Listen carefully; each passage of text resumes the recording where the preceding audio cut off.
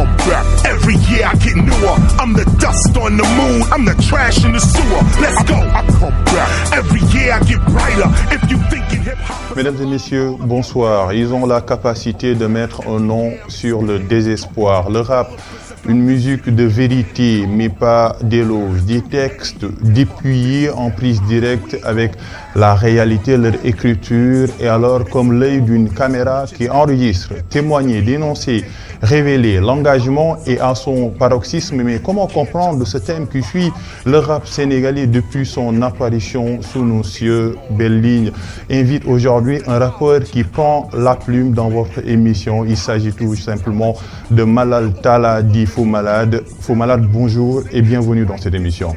Bonjour. Est-ce qu'on peut dire que le rap est par essence une musique de contestation?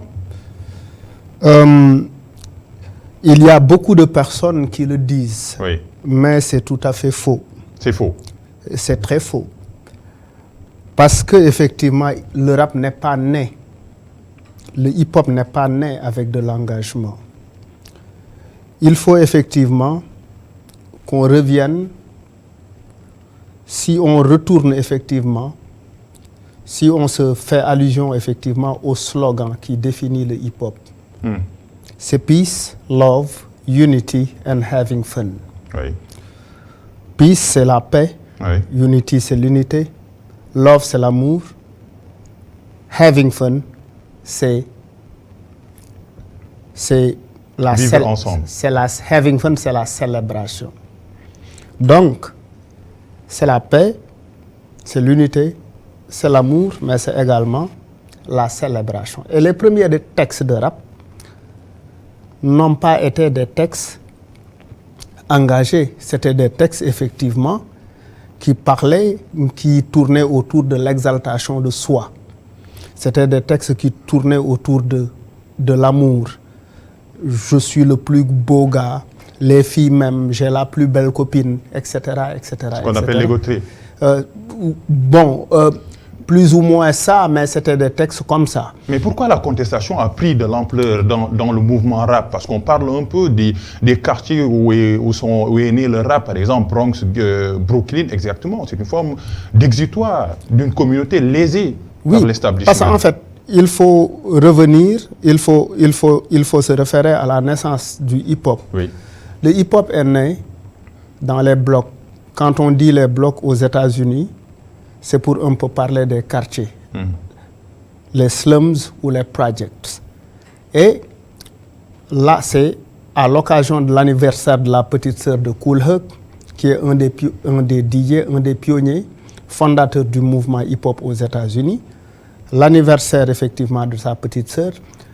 À l'époque, les Noirs n'avaient pas accès dans certaines boîtes de nuit. Donc, il fallait célébrer quelque part, effectivement, la fête. Une première fois, l'anniversaire a été célébré dans un appartement. Et après, ça prenait de l'ampleur. Il fallait la célébrer dans un espace beaucoup plus grand. Et en célébrant l'anniversaire, effectivement, dans cet espace-là, le hip-hop est né. Donc, le hip-hop est né dans ces conditions-là. C'était d'abord pour dire que vous ne nous donnez pas, nous n'avons pas accès à vos espaces, mais nous allons créer nous-mêmes nos propres espaces. Et à partir de là, les gens ont commencé à toaster sur des bouts de musique. Les gens ont commencé à faire à chanter, etc., à danser, à jouer, à se faire plaisir avec effectivement. Ils ont commencé à inventer un espace, un exutoire, une manière effectivement, comme tu le dis, c'est une forme d'exutoire, c'est une manière effectivement de dire que, en fait, nous allons nous exprimer enfin. Est-ce là le premier acte de l'engagement? Oui. Avoir la capacité de s'exprimer, d'avoir la parole, parce que cette parole-là a été étouffée par un système. Ouais. C'est effectivement ça. Ils ont effectivement dans un contexte de discrimination, de ségrégation raciale, ils ont trouvé le moyen effectivement de partager leurs idées, d'exprimer leur colère, de partager leur angoisse, d'exprimer leur désarroi, mais à travers une forme artistique, le tout dans un mouvement appelé mouvement hip-hop. Par exemple, c'est pourquoi ça s'appelle mouvement, ça bouge. Et chaque génération qui vient effectivement s'approprie de ce mouvement et essaie effectivement de l'utiliser avec les outils de sa génération. Par exemple, en 1968, les Last Poets définissaient le rap comme rhythm and poetry, c'est-à-dire du rythme et de la poésie. Mais quand on arrive avec la génération de Public Enemy, ils ont défini le rap comme rhymes against politics, des rimes contre la politique. On est arrivé effectivement avec des groupes comme Dead Prez qui se réclamaient beaucoup plus africains, qui cherchaient effectivement, qui avaient pour objectif la réhabilitation de l'identité culturelle nègre, comme Senghor, qui étaient des chantres du mouvement de la négritude à travers le rap. Ils définissaient le rap comme Resurrection of African Poetry ou Renaissance of African Poetry, la renaissance de la poésie africaine, pour dire qu'effectivement, le rap est originaire d'Afrique. Vous y croyez? Oui, j'y crois fondamentalement parce que nos ancêtres n'ont pas pu se déplacer avec des maisons, avec leurs femmes, mais ils ont pu se déplacer avec leur culture. Ils ont su amener leur culture aux États-Unis. Si vous avez eu la chance d'aller aux États-Unis, mais plus particulièrement à New Orleans, par exemple, dans le Nouvelle-Orléans, vous allez comprendre parfaitement qu'effectivement, il y a beaucoup de choses effectivement que les Américains partagent avec les Africains en termes de descendance, mais en termes effectivement de pratiques culturelles. Par exemple, dans le New Orleans, vous allez voir cette chaleur-là, cette chaleur africaine, les gens se saluent dans les rues, par exemple. C'est différent de New York, c'est différent de Los Angeles, etc., etc. Et même dans leur manière d'aborder l'art, et même quand tu suis aujourd'hui, même aujourd'hui, ce qu'on appelle le trap, la trap music, qui est aujourd'hui la tendance qui est faite par les Ngaka Blindé, les Deep et toute cette nouvelle génération. C'est effectivement une forme de rap qui est très proche du tassou, qui est très proche du tassou dans le fond comme dans la forme. Dans le fond comme dans la forme, parce qu'il y a quelques éléments ternaires qu'on retrouve dans la musique, mais il y a aussi quelques éléments de célébration. Parce qu'aujourd'hui, il faut quand même comprendre que c'est parce que le rap fait partie est un élément, est une branche du mouvement hip-hop.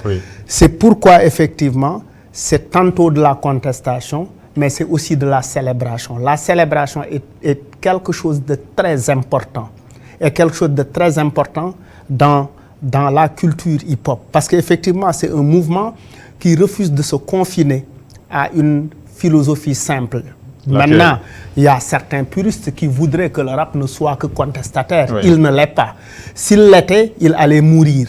Et on n'a pas intérêt à ce que le rap reste simplement contestataire.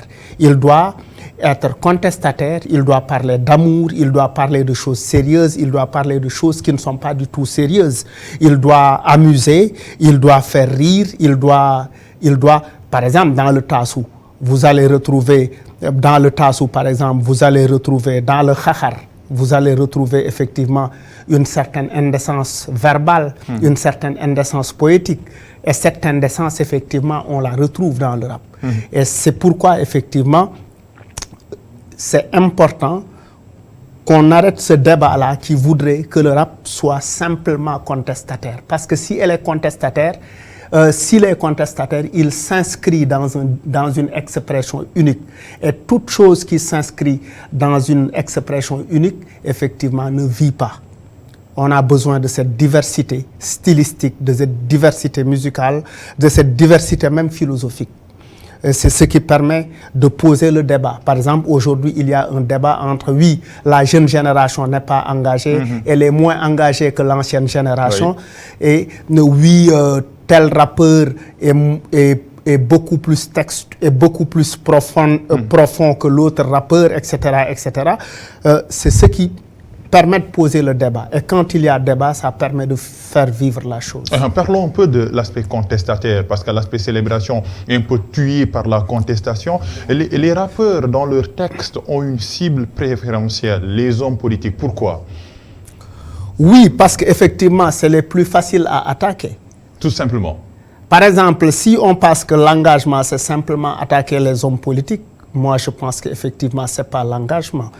Parce que c'est la chose la plus facile. Par exemple, pour rappeur qui attaque un homme politique, il n'invente absolument rien. Il faut oser s'attaquer aux véritables problèmes sociaux. Par exemple, dans notre société, ce ne sont pas que les politiques ce ne sont pas que les politiques, effectivement, ce ne sont pas qu'avec les politiques qu'on a des problèmes. Nous avons aussi des problèmes avec nous-mêmes. Nous avons des problèmes aussi avec les marabouts.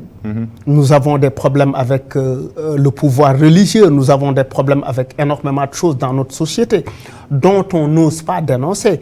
Et moi, je pense qu'effectivement, le courage de l'artiste, ce n'est pas simplement le rappeur, c'est de ne pas s'inscrire, c'est de s'inscrire dans la marge. Le courage de l'artiste, doit s'assumer en un éternel marginal.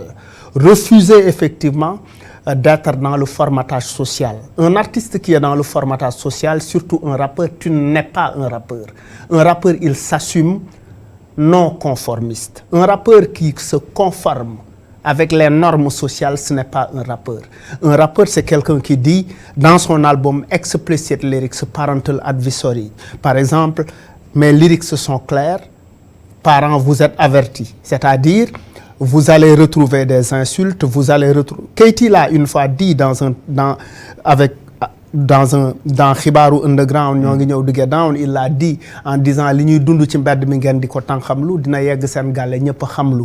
C'est-à-dire, c'était pour dire qu'effectivement, nous ne sommes pas des prêcheurs, nous sommes des enfants de la rue.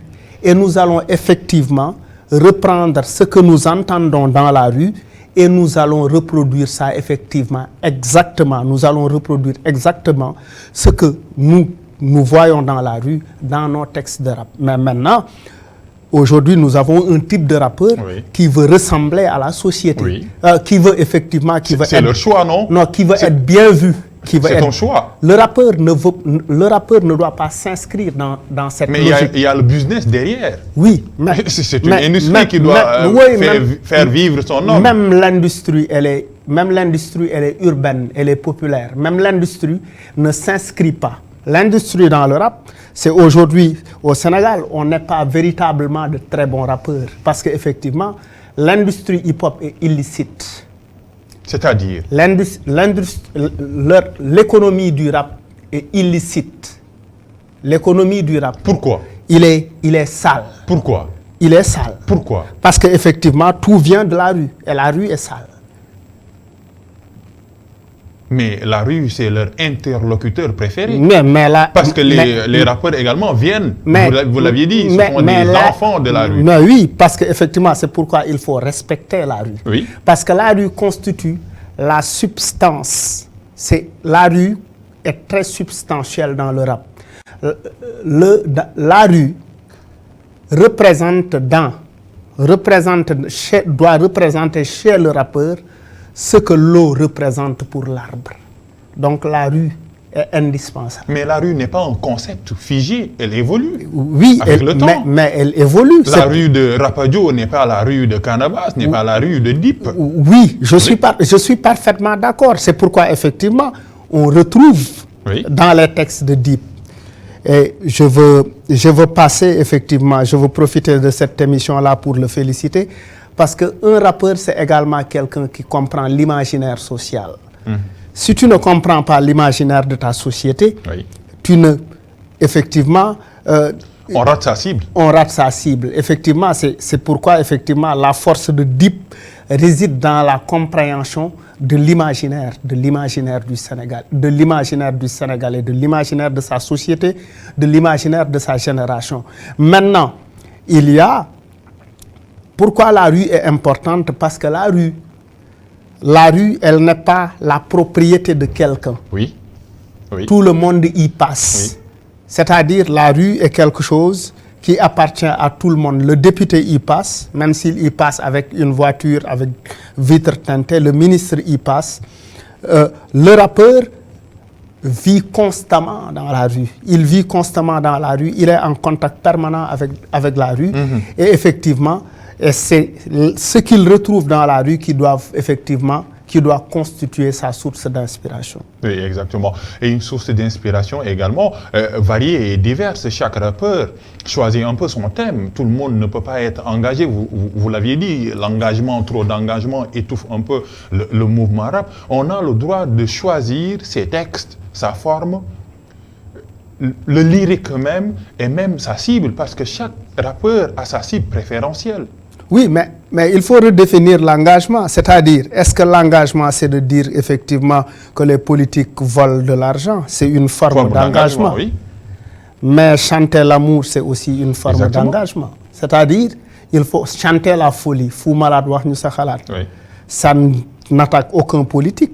Oui, mais la folie, c'est un thème important dans la société, oui. Oui, mais parler effectivement de la trahison, quand un homme trahit une femme, ce qui est très fréquent, ce qui est très fréquent, par exemple, c'est une forme d'engagement, c'est une manière de dénoncer ce qui est normal. Mais je veux dire effectivement, ce qui est dans le rap, il y a ce côté célébration est très important. Un jour, on a demandé à Lil Wayne, pourquoi vous mettez vos chaînes en diamant? Il dit parce que nous sommes dans la célébration. Il dit, vous célébrez quoi? Il dit que les chaînes d'esclaves, nous avons réussi à transformer les chaînes d'esclaves en chaînes en diamant. Oui. C'est très fort comme image. C'est très fort, c'est très illustratif. C'est pour dire qu'effectivement, la communauté noire a traversé des périodes tellement sombres et a réussi à trouver une manière de s'exprimer, en a fait un art qui a permis aujourd'hui à une partie de cette communauté, effectivement, qui n'a pas accès à un certain nombre de choses aux États-Unis, si on parle des universités, si on parle d'un certain nombre de choses, mais qui arrive effectivement à réussir à s'émanciper effectivement à partir d'un outil qu'il a créé et qui est devenu un outil effectivement universel. Le hip-hop même, vous allez le retrouver en Israël. Vous allez retrouver le hip-hop au fin fond de Fongolembi. Et au départ, les gens disaient que c'était une simple mode. Moi, par exemple, c'est le hip-hop qui m'a réconcilié avec moi-même. C'est le hip-hop qui m'a permis d'avoir confiance avec moi-même parce que j'étais un gros timide. C'est le hip-hop qui me permet... Oui, c'est le hip-hop c'est le hip-hop... C'est à travers aujourd'hui le hip-hop. Par exemple, vous avez vu que maintenant, l'école du parti n'existe plus. Dans les partis politiques. Oui, mais maintenant... C'est avec le hip-hop que les jeunes, effectivement, apprennent la politique. C'est pourquoi le hip-hop est un... D'où la responsabilité des rappeurs. Parlons un peu du texte. Où doit commencer ou s'arrêter la violence dans les textes de rap? Elle n'a pas de limite. Non, elle ne doit pas s'arrêter. Elle n'a pas de limite. Parce que vous jouez le rôle de... Non, il faut que les intellectuels des universités, le rappeur ne se réclame pas académicien. Mais il y a des académiciens rappeurs. Oui, non, attends, mais en fait, oui, il y a... KRS-One, par exemple, qui enseigne dans les universités. Oui, mais en fait, il enseigne le rap. Oui, le rap, oui. Il enseigne le rap. Oui. Il n'a pas été formé dans les universités pour enseigner le rap. Oui. Il a été formé par le rap pour aller enseigner dans les universités. Donc, effectivement, ces conformismes-là ne correspondent pas à la culture hip-hop. C'est-à-dire dire aux rappeurs, oui, il faut changer... Moi, par exemple, dans Tchoukounam Tchoukoul, Djoksilal Bifoudou, Ubidous Bidougou, Poup Yugoudou, il y a des gens qui ne voulaient pas que je dise ça. Mais je le dis parce qu'effectivement, c'est comme ça que je le ressens. Parce que pour moi, c'est ma manière pour faire tomber les disparités sociales. Quand je disais dans Fou Malade, Wachnou Sakhalat, Doul Moïdaï Kanya Moïra, Dounou Aï Domaram, Bolé Nous sa programme, etc. Le rappeur doit s'assumer parce que dans la rue, on insulte, dans la rue, on prie, Dans la rue, on récite le Coran, mais dans la rue aussi, on insulte. Ça doit être un syncrétisme de tout cela. Oui, c'est un syncrétisme poétique. C'est tout un ensemble de choses. Maintenant... Et les influences dans tout cela, les influences. Les influences peuvent être négatives. Mais les enfants doivent être éduqués à l'école et à la maison. Mais ils écoutent le rap également. Oui, mais le rap n'a pas pour vocation d'éduquer. Ah bon? C'est pas ça la mission du rap. Le rap n'a pas comme mission d'éduquer. Non, c'est pas la vocation du rap. Donc, c'est quoi le rôle d'un rappeur dans la société, par exemple? Le rôle d'un rappeur, c'est de dire effectivement ce qu'il ressent dans son texte. Un point, c'est tout. Il n'y a pas une définition propre du rappeur. C'est-à-dire, chaque génération décide de définir. Il n'y a pas un livre. Oui. Il n'y a pas... Le rap, ce n'est pas une Bible, ce n'est pas un Coran, ce n'est pas le Coran. C'est pas du dogme. Oui. Il n'y a pas la constitution du rap. Oui. Il n'y a pas la constitution du rap. Le rap, c'est le rap. C'est-à-dire, c'est un tout. Oui. Et chaque rappeur définit le rap à sa manière. Maintenant, on ne peut pas demander à un rappeur de la nouvelle génération de faire du rap comme le fait Awadi, qui a commencé à faire du rap en 88. Aujourd'hui, le rap a 30 ans. Moi, quand j'entends les gens dire oui, ils rappent bien, mais on les entend insulter, c'est pas correct. Le rap, c'est du sale. Comment l'insérer alors dans une société une société marche avec des normes sociales? Une société comme la nôtre. Mais notre société est aussi sale. Oui. Parce que quand on entend, par exemple, Oubil Mbarkandiaï de Gintaj Bouya Khoma Defarat, lan moy Oubil Mbarkandiaï, c'est quoi Mbarkandiaï? Tout le monde le sait. Bouya Khoma Defarat, lan moy Yakou Bagn Koy Defarat. Mais le rappeur est beaucoup plus explicite que ça. Mais il ne doit pas penser ces mots-là avec P-A-N-S. Mais on n'est pas, je ne suis pas Victor Hugo. Mais vous êtes un écrivain comme lui. Je ne suis pas Cheikh Hamidou Kane, je suis un poète urbain. Et le poète urbain ne doit pas trahir la rue dans la composition de son texte. Mais la rue, je reviens à ce mot, la rue n'est pas un concept figé. Dans la rue, il y a ceux qui n'aiment pas les insultes. Mais la rue, c'est une forme de poubelle. Dans une poubelle, tu retrouves des fois un hamburger, mais tu retrouves effectivement de la vomissure. Parlons un peu de l'engagement, c'est important. L'année 1988 vient de lâcher cette année, c'est important avec l'apparition du rap. Ça coïncide avec une période de troubles sociopolitiques, l'année blanche à l'UCAD. Le rap avec Rapadio, c'est important. Était tout simplement concentré dans cette forme d'engagement-là. Oui, mais parce que c'était le contexte. Oui. C'était le contexte parce qu'il y avait en 88 déjà l'année blanche, il y avait les ajustements structurels. Après, effectivement, beaucoup de gens qui étaient à l'université en sont sortis. Beaucoup d'élèves ont quitté l'école. Il y avait beaucoup de problèmes socio-économiques. Et puis, effectivement, 87, un an avant, c'était la mort de Thomas Sankara. Thomas Sankara, qui était une figure, effectivement. Et dans cette période, effectivement, on a eu beaucoup de groupes, Positive Black Soul, par exemple. Oui, CBS. Qui veut dire la positivité de l'âme noire.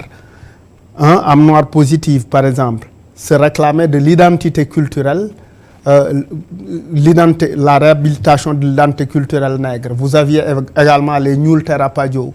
Vous aviez également Pifrost, par exemple, c'est le front révolutionnaire organisé pour l'instauration d'un système sain. C'est-à-dire tous ces groupes qui existaient pendant cette période, soit c'était des groupes avec des noms panafricains ou des noms très très politisés, quoi. Donc effectivement, c'était une autre manière de la jeunesse de s'approprier de la politique avec les outils de sa génération. Donc en fait, après, chemin faisant, nous avons eu après les groupes Kergui, nous avons eu les bataillons blindés. Et il faut quand même noter que le rap sénégalais, je ne dis pas, le rap sénégalais est foncièrement politique, c'est un rap très très politisé. On l'a vu avec les dernières émeutes par exemple, il y a eu beaucoup de rappeurs qui ont sorti des singles. Oui, Oui. Pour dénoncer. Oui, parce qu'effectivement... Parce que ça résiste au temps, oui, cet engagement. Non, parce qu'effectivement, il ne faut pas que... Parce que ces rappeurs-là ne voulaient pas rater... C'était une occasion à ne pas rater. Mais ne pensez-vous pas qu'on vous utilise? On utilise des rappeurs comme un moyen, mais pas comme une finalité quand c'est dur, le 23 juin. Les émeutes, on pense aux rappeurs et après les Mbalakman surgissent et vous... Oui, mais personne n'utilise personne. C'est les rappeurs eux-mêmes qui décident d'eux-mêmes.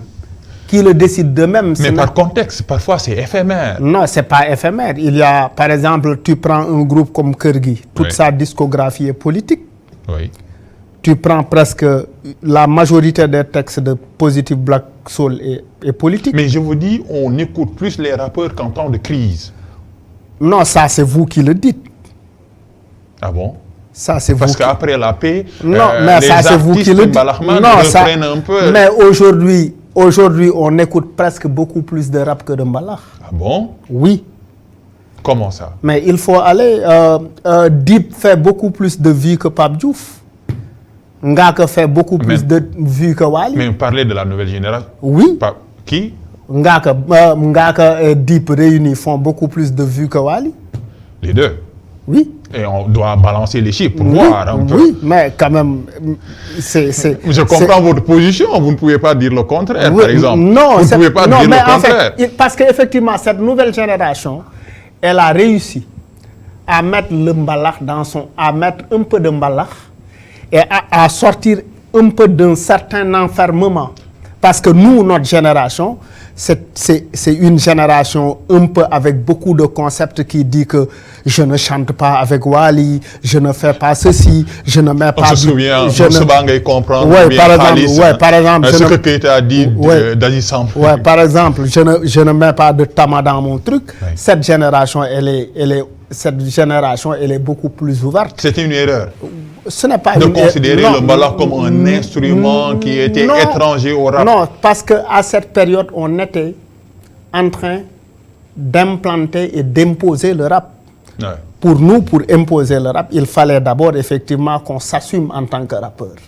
Qu'on définisse effectivement les lignes pour dire que nous sommes venus, nous envahissons le terrain, qu'on s'assume, etc., etc., avec notre manière de nous habiller, avec nos côtes, effectivement. Mais maintenant que nous sommes là depuis 30 ans, aujourd'hui c'est peut-être 32 ans, nous sommes là depuis 32 ans, maintenant on peut se permettre un certain nombre de choses.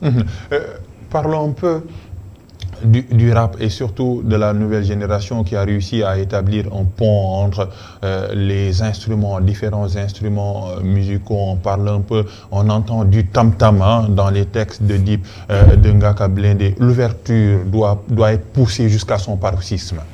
Oui, on doit tuer cette ancienne forme de faire du rap, par exemple, que du texte. Non, mais en fait, je dis, chaque génération doit définir à sa manière ce qu'il fait de son rap. Parce que quand même, il y a quelque chose de très important à rappeler. Les premiers textes de rap ont été posés sur du disco, sur de la musique disco. La musique disco est connue comme une musique pour les gays. Et les premiers espaces qui ont accueilli le hip-hop, c'est les espaces gays. Ça, c'est quand même important à comprendre. Oui, je ne savais pas. Les premiers espaces qui ont accueilli le hip-hop, c'est des espaces gays. Ça, il faut quand même, c'est important que les gens le sachent. Maintenant, les États-Unis, États-Unis, c'est pas Sénégal. Oui. Maintenant, ici, on est obligé, plus ou moins, effectivement, de faire notre rap en tenant compte d'un certain nombre d'éléments. Mais quand on est un puriste du rap, on va jusqu'au bout. Quand on s'assume, par exemple, quand on s'assume effectivement radicaliste du rap. Quand on est un radicaliste, un puriste du rap, puristes, oui. Effectivement, on va jusqu'au bout. Par exemple... Ils sont de moins en moins écoutés, hein, les puristes. Oui, les gens ne veulent pas tout simplement que du texte. Mais oui, maintenant, en fait, il faut un équilibre entre les deux. Oui. Il faut du texte, mais il faut que le texte soit effectivement dans la musique. Maintenant, cette nouvelle génération, parce qu'au début, nous, à notre époque, pour avoir un bon beatmaker, Oui. c'était très difficile. On n'avait pas assez de studios. Maintenant, on en a à l'appel un peu partout. Et on a une nouvelle génération de beatmakers qui est effectivement très magnifique, qui fait de belles compositions musicales, qui arrive effectivement à intégrer les rythmes, qui arrive à tropicaliser effectivement la musique hip-hop, Oui. en intégrant des rythmes du pays, en intégrant des sonorités du pays, effectivement, qui donne effectivement à notre rap une nouvelle identité. Et cette nouvelle identité, quand même, elle est importante parce que ça permet de distinguer notre rap aux autres raps. Oui. C'est quand même important et ça, il faut féliciter la nouvelle génération. On n'a pas intérêt à ce que le rap reste figé. On n'a pas intérêt à ce que le rap reste oui, qu'on mette des œillères. C'est pas bien parce que il ne faut pas, il faut qu'on prenne en compte un aspect. Le hip-hop est un mouvement. Oui. Et un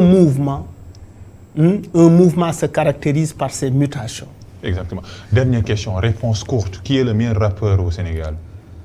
Ça, je ne pourrais pas le dire.